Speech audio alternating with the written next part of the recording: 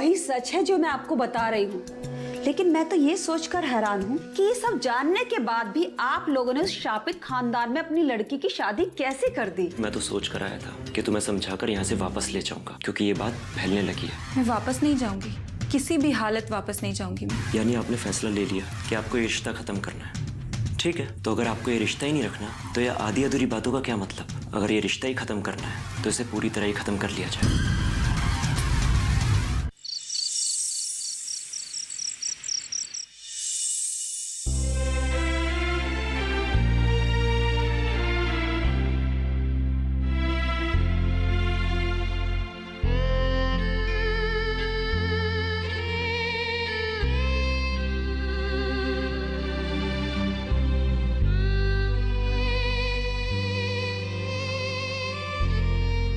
उस बारे में सोचकर ज्यादा परेशान होने की जरूरत नहीं है बेटा।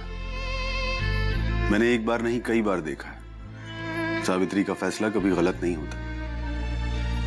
लेकिन पापा, वक्त का इंतजार करो बेटा, एक दिन तुम भी समझ जाओगे कि तुम्हारी माँ ही सही है। और तुम देख लेना, अगर सावित्री ने कहा है तो इस घर से बहू रानी का रिश्ता कभी नहीं टूटेगा। अमर और अमर के घर वालों से अब कोई रिश्ता नहीं रहेगा। मैं भी तो यही चाहती हूँ माँ। कहीं ऐसा ना हो वो लोग रिश्ता तोड़ने के लिए तैयार ना हो। हमें किसी की मेहरबानी और रिश्तों की भीख नहीं चाहिए। अगर टूटना है तो टूट जाने दीजिए ये रिश्ता। नहीं बेटा, सावित्री की जुबान से जो निकला है, देखो ईश्वर उसे कैसे पूरा करता है। सावित्री ने कभी अच्छाई का दामन नहीं छोड़ा और उसका परिणाम हमेशा अच्छा हुआ। अब चाहे जो भी परिणाम हो, अब तुम्हारा तलाक भी होगा और तुम पूरी तरह से आजाद होकर शहर भी जाओगी। अब इस रिश्ते को कोई नहीं बचा सकता। अब तुम ही कोई राह दिखाओ, तुम ही इस रिश्ते को टूटने से बचाओ। हम हर काम तुम्हें साक्षी मानकर करते हैं, हर बात तुम्हें ही साक्षी मानकर कहते हैं। और तुम्हारे विश्वास के सहारे ही हमने ये कहा कि बहू का रिश्ता अपने परिवार से कभी नहीं टूटने देंगे। अब तुम्हें कोई रास्ता दिखाओ भगवान, कोई तो चमत्कार करो कि ये रिश्ता कभी ना टूटे। भगवान, मेरे इस परिवार को टूटने से, बिखरने से बचा लो। सिर्फ तुम्हारा ही सहारा है।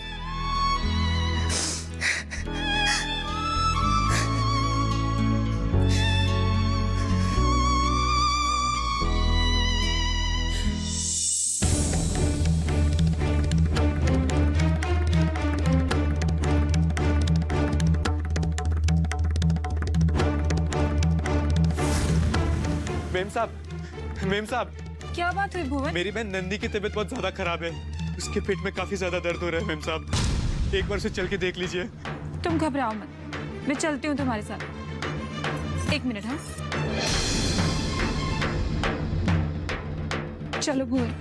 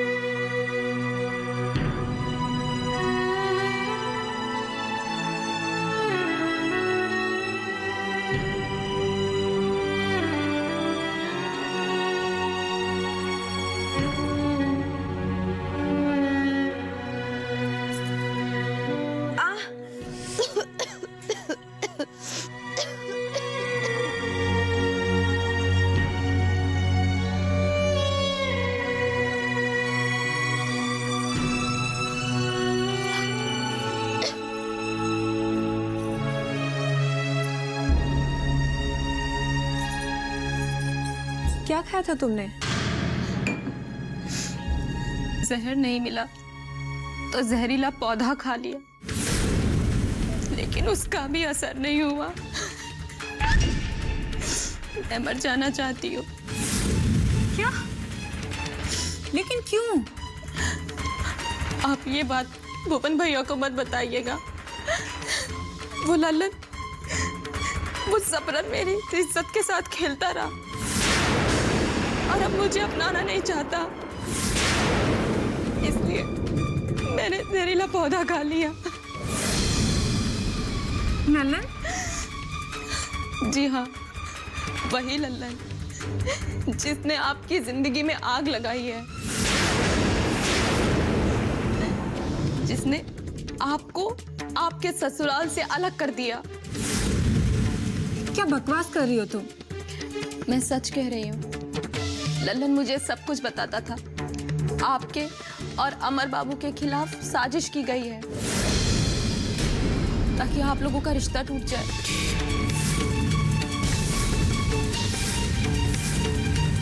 आपको मुझ पे यकीन नहीं होता तो आप चलिए मेरे साथ।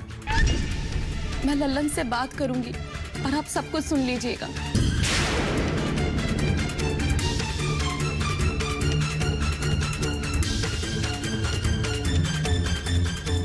तुम चल सकोगी ना? हाँ, मैं चल सकती हूँ। चलिए आप मेरे साथ। चलो।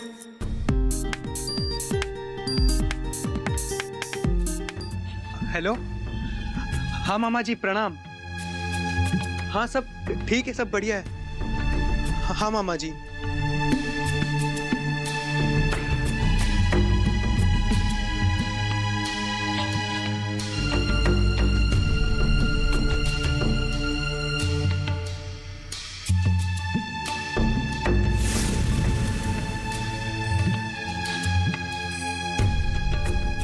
यही घर है लल्लन का।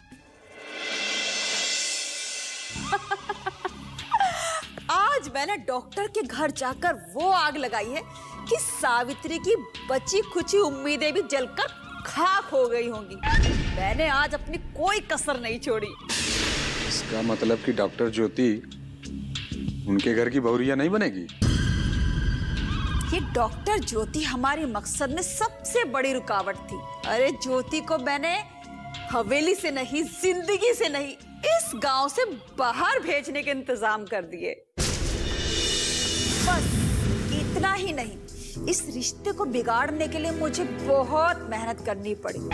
डॉक्टर ज्योति को मुझे फोन करके उसकी कानों में जहर भरना पड़ा कि तुम्हारी सास तुम्हारा करियर नहीं बनने देना चाहती, तुम्हारा भविष्य नहीं बनने देना चाहती। सावित्री उसके करियर की दुश्मन है, उसके भविष्य की दुश्मन है। अरे मुझे क्या क्या तरकीब नहीं लगानी पड़ी उन्हें अलग करने के लिए। अब इतना तो पक्का है कि अब ज्योति और अमर का रिश्ता नहीं रहेगा। क्या क्या नहीं बोला मैंने। कभी कभी तो मुझे खुद पर शक होता है कि सब मैं ही कर रही हूँ क्या। अम्मा, यानी कि न रहेगा बांस न बजेगी बांसुरी। जब बहू बनेगी नहीं तो औलाद कहाँ से पैदा होगा? अरे बेटा, बस 15 महीने की तो बात है। अगर 15 महीने में औलाद पैदा नहीं हुई तो सावित्री को ये गांव छोड़कर बाहर जाना होगा और फिर मैं इस गांव की बनूंगी मुखिया और इस गांव की सारी बागडोर मेरे हाथ में होगी। अम्मा, अगर तुम इस गांव की मुखिया बनोगी तो इस गांव में सिर्फ और सिर्फ मेरा साम्राज्य चलेगा, लल्लन का। पता है लल्लन, अपना रुतबा बढ़ाने के लिए और सावित्री का रुतबा कम करने के लिए मैंने वो किया है जो मैं सोच भी नहीं सकती थी। अरे उनका खानदान पूरे गांव में शापित था कि 5 पुश्तों से उनके यहाँ कोई औलाद पैदा नहीं हुई।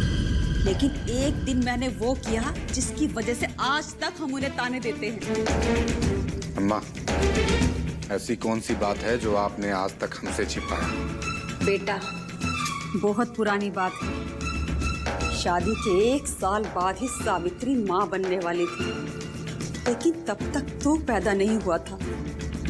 मेरी कोख खाली थी और उनके खानदान पर श्रापित का कलंक लगा हुआ था और वो कलंक मिटने ही वाला था। उनके खानदान में वारिस आने वाला था। फिर मैंने सोचा कि मैं क्या करूं। मैं अंदर ही अंदर ज्वाला की आग में जल रही थी, क्योंकि हवेली में खुशियां मनाई जा रही थी, धूमधाम हो रही थी। लेकिन मैंने भगवान से दुआ करी कि हे भगवान, लड़का पैदा ना हो। लेकिन सावित्री को लड़का पैदा हो गया और गांव में उनका वो जो श्रापित का कलंक था उनके खानदान पर, वो मिट गया। अब गांव वालों के सामने उनका खानदान श्रापित नहीं था, क्योंकि सावित्री एक बच्चे को जन्म दे चुकी थी। फिर मैंने ऐसा किया जैसा तुम सोच भी नहीं सकते। ऐसा क्या किया अम्मा? मैंने अपने इन हाथों से सावित्री के बच्चे का गला घोट दिया।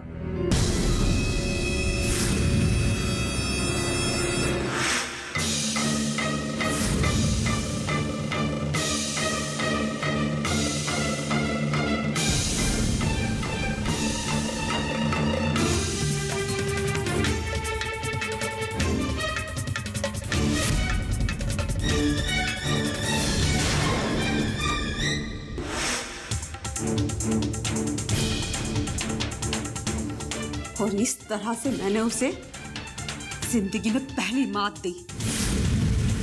और उसके बाद सावित्री दोबारा मां नहीं बन पाई। और मैंने गांव में फिर से ये बात फैला दी कि ये खानदान शापित है, इस खानदान में औलाद पैदा नहीं हो सकती। और फिर सावित्री को डॉक्टर अमर को गोद लेना पड़ा। अम्मा,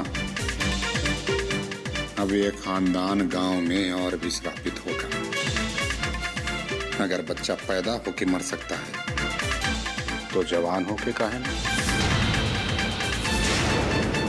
हो सके बाद सावित्री देवी की पूरी जायदाद हम कब्जा कर लेंगे,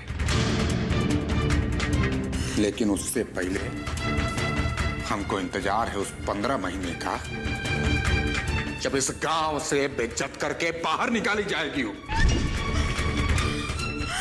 अरे बिटुआ, ये तो हमारे लिए बहुत ही खुशी का दिन होगा उस दिन। वो दिन अब कभी नहीं आएगा।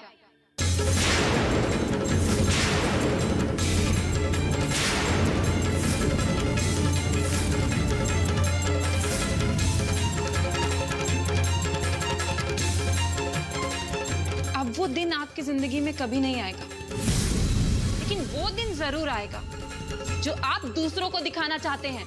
तुम यहाँ कैसे आई? मैं आपका असली चेहरा देखने और आपकी सच्चाई सुनने चली आई। मैं तो आपको एक औरत समझती थी, लेकिन आप तो एक औरत कहलाने के भी लायक नहीं है। देखो तुम, देखना तो अब आप लोगों को है। आधी जिंदगी तो दूसरों की खुशियां देखकर जलने में बिता दी, और आधी जिंदगी अपनी ख्वाहिशों को मिटते देखने के लिए तैयार रहिए। आप माँ जी को जो बुरे दिन दिखाना चाहती थी ना, उससे भी बदतर दिन दिखाऊंगी मैं आप लोगों को। आप दोनों के आज से बुरे दिन शुरू। अच्छा, चल।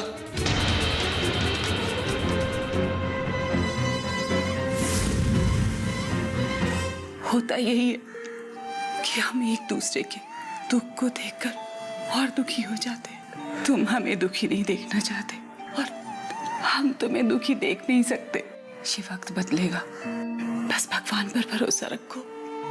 तोरा मन दर्पण कहलाए।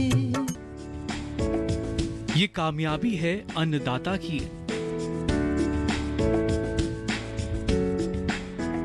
ये कहानी है खेत और खलिहानों की। कैसे करें अपने पशुओं की देखभाल, जानिए गांव-गांव के किसानों का हाल। देखिए गांव किसान, सोमवार से शुक्रवार दोपहर 12 बजे। सिर्फ डीडी किसान पर। तोरा मन दर्पण कहलाए।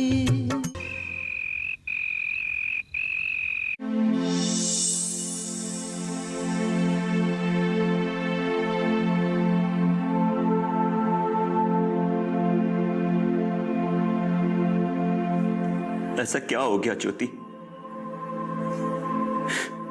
तुम हवा के झोंके की तरह आई और चली गई।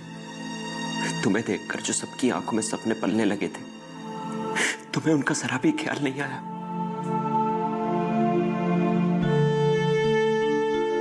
पता नहीं तुम क्या महसूस कर रही होगी, लेकिन मैं खुद को अकेला महसूस करने लगा हूं।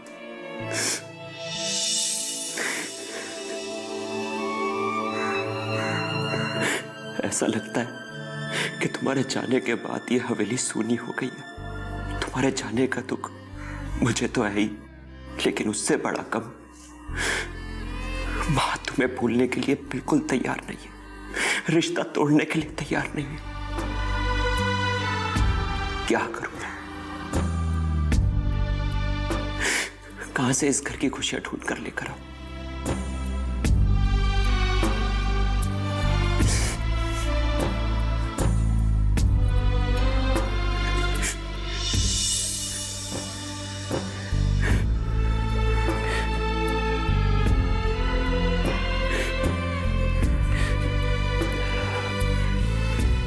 माँ, आप बैठिए।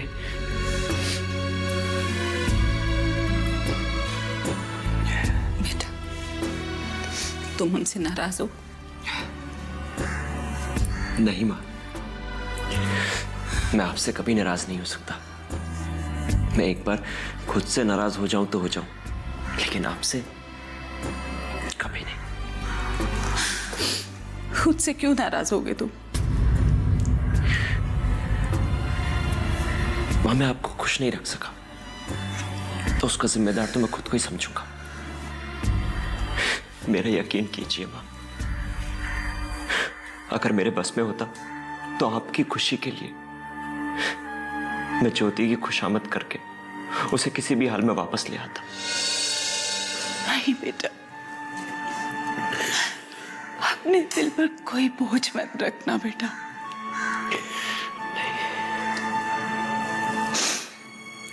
ये सब तो तकदीर के खेल हैं जो इंसान को देखने होते हैं। और आज जिंदगी में पहली बार हमारा हाथ उठ गया तुम पर। बस उसके लिए तुमसे माफी मांगने आए थे। नहीं माँ,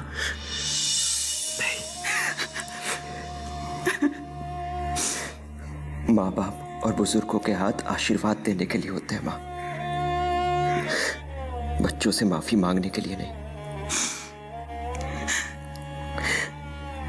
जब आप अपना हाथ मेरे सर पर रखती है ना, तो ऐसा लगता है कि जगत भर का सुख मिल गया।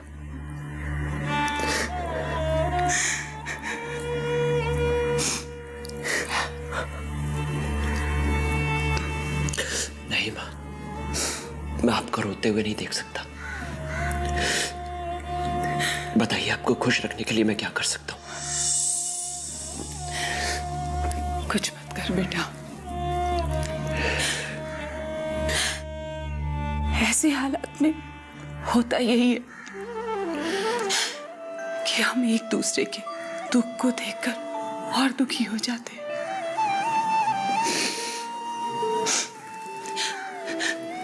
तुम हमें दुखी नहीं देखना चाहते और हम तुम्हें दुखी देख नहीं सकते। ये वक्त बदलेगा। बस भगवान पर भरोसा रखो।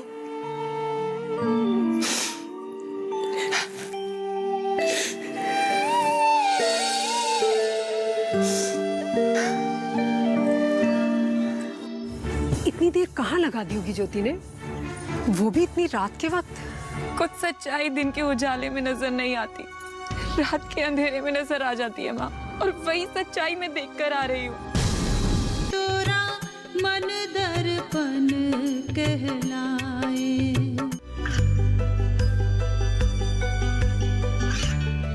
गांवों और पिछड़े क्षेत्रों में सरकारी योजनाओं की जानकारी पहुंचा। देश में कौशल और क्षमता विकास कर ग्रामीणों को सामाजिक बदलाव और विकास से जोड़ने की दूरदर्शन किसान की पहल चौपाल चर्चा देखें सोमवार से शुक्रवार सुबह 9 बजे। तोरा मन दर्पण कहलाए।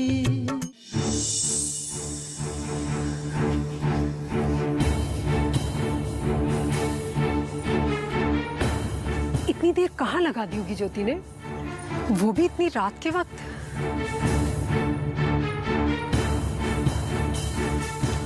कहाँ रह गई थी बेटा?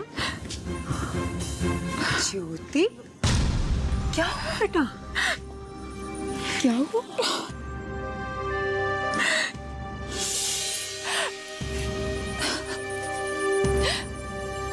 कुछ सच्चाई दिन के उजाले में नजर नहीं आती, रात के अंधेरे में नजर आ जाती है माँ। और वही सच्चाई मैं देखकर आ रही हूँ। अगर ये सच मेरे सामने नहीं आता ना, तो ना जाने कितने लोगों के दुख का कारण मैं बन जाती। मेरे हाथों से बहुत बड़ा पाप होने से बच गया माँ।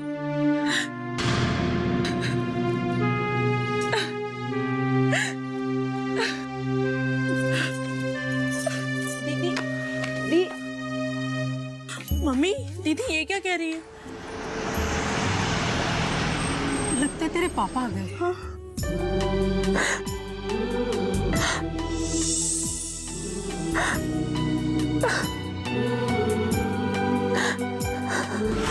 मैं भी आपको तब तक हाथ नहीं लगाऊंगा जब तक आप मुझे खुद से इजाजत नहीं देती। अगर बहू ने कोई फैसला किया है तो हमें उसके फैसले का सम्मान करना चाहिए। और अगर वो शहर जाना चाहती है तो हमें क्या एतराज हो सकता है?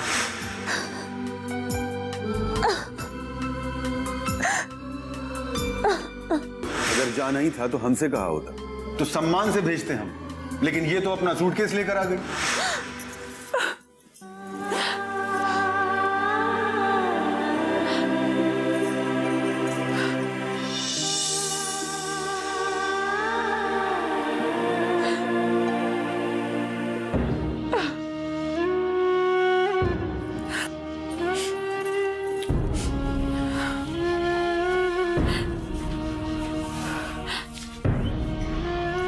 ज्योति बेटा, शहर में तुम्हारे रहने का बंदोबस्त कर दिया है और एक बड़े से हॉस्पिटल में बात भी कर ली है।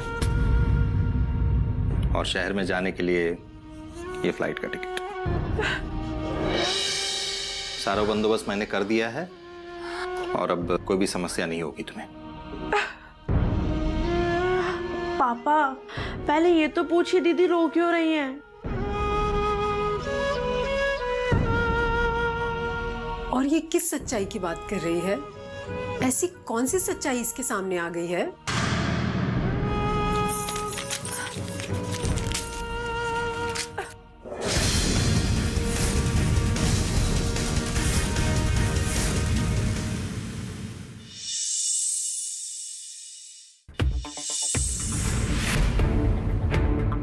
अरे बहुरिया, तुम? अंबिका मौसी की सारी सच्चाई मेरे सामने आ चुकी है। मैं उनका असली रूप अपनी आंखों से देख चुकी हूँ। हम सारी सच्चाई जानना चाहते हैं बहू। मैं आपको सब बताती हूँ माँ जी। मैंने खुद उनकी जुबान से सुना है, आपके बच्चे को मारने वाली अंबिका मौसी ही थी। क्या? मन ही चांदी, मन ही सोना, मन के रूप हजार, मन का भेद ना जाने दुनिया, क्या क्या खेल दिखाए तोरा